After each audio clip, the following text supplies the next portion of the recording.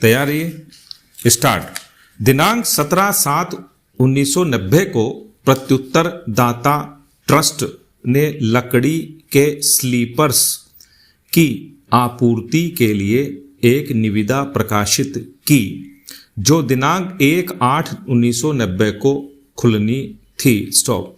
निविदा के खंड 15 और 16 इस मामले की शर्तें थीं, जो इस प्रकार हैं। पैरा 15, क्रेता ट्रांजिट बीमा के लिए अलग से भुगतान नहीं करेगा और आपूर्तिकर्ता संविदा जन्य सभी स्टोर्स मात्रा को अच्छी हालत में नियत स्थान पर पहुंचाने के लिए उत्तरदायी होगा। स्टॉप।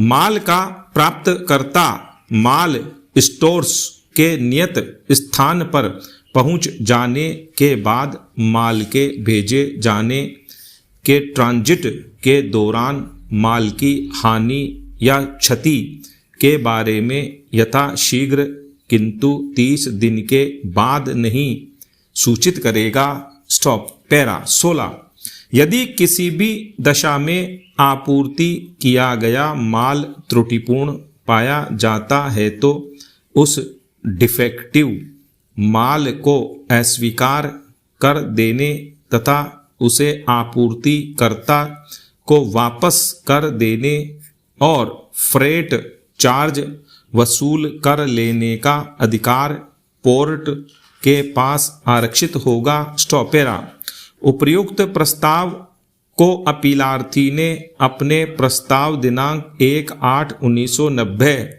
के द्वारा इस शर्त के साथ प्रत्युत्तर दाता को भेजा कि स्लीपर्स माल का निरीक्षण प्रत्युत्तर दाता के पोर्ट ट्रस्ट द्वारा केवल अपीलार्थी के डिपो पर किया जाए। स्टॉप। तदनुसार अपीलार्थी ने निविदा की शर्त 15 और 16 को स्वीकार नहीं किया और उसके बदले अपना प्रति प्रस्ताव भेजा। स्टॉप। अपने प्रस्ताव के साथ निविदा की शर्तानुसार अपीलार्थी ने अग्रिम जमा के रूप में 75,000 रुपये के साथ अपना कोटेशन जमा किया। स्टॉप। दिनांक 2/8/1990 को प्रत्युत्तर दाता पोर्ट ट्रस्ट के स्टोर नियंत्रक ने अपीलार्थी टेंडरर्स को सूचित किया कि निविदा खुलने की तिथि 8/8/1990 तक के लिए स्थगित कर दी गई है। स्टॉप। दिनांक 8/8/1990 को अपीलार्थी ने अपना पुनरीक्षित कोटेशन इस शर्त के साथ जमा किया कि प्रत्युत्तर दाता द्वारा माल का निरीक्षण केवल अपीलार्थी के डिपो पर ही किया जा सकता है। स्टॉप। दिनांक 8/8/1990 को निविदा खोली गई और दोनों पक्षों के बीच में कुछ वार्ता भी हुई। स्टॉप।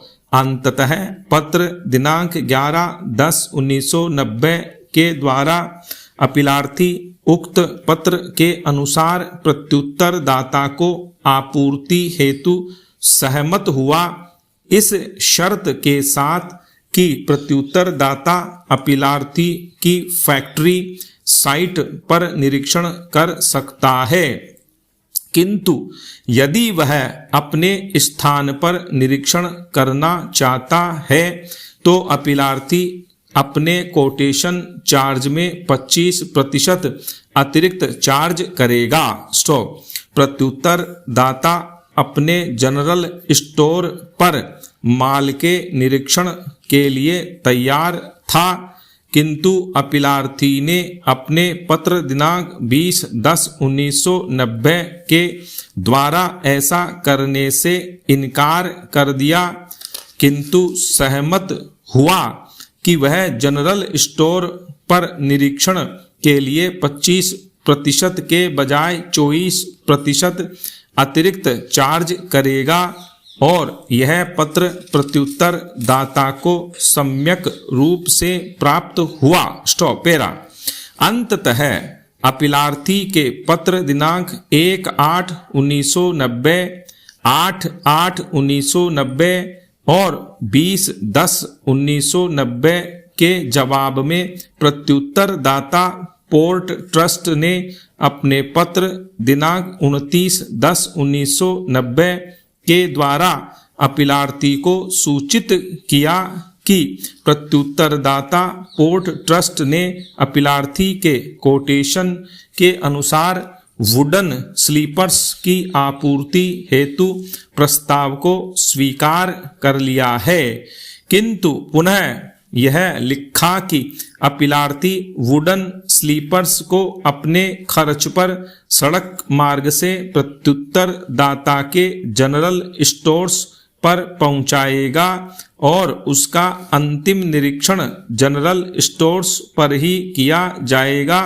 तथा यह आपूर्ति 15/11/1990 तक कर दी जाए। स्टॉप। जिसके जवाब में अपीलार्थी ने अपने पत्र दिनांक 30/10/1990 के द्वारा प्रत्युत्तर दाता को सूचित किया कि अपीलार्थी पत्र दिनांक 29/10/1990 की कथित शर्तों को स्वीकार नहीं करता है, क्योंकि वह अपीलार्थी के प्रस्ताव के अनुसार नहीं है, और भी कि अपीलार्थी आपूर्ति तिथि को आगे नहीं बढ़ाएगा क्योंकि स्लीपर्स के दामों में वृद्धि हो गई है। स्टॉप। इसलिए अपीलार्थी ने शर्त अस्वीकृति के साथ अपनी अर्नेस्ट मनी को वापस करने की मांग भी की। स्टॉप।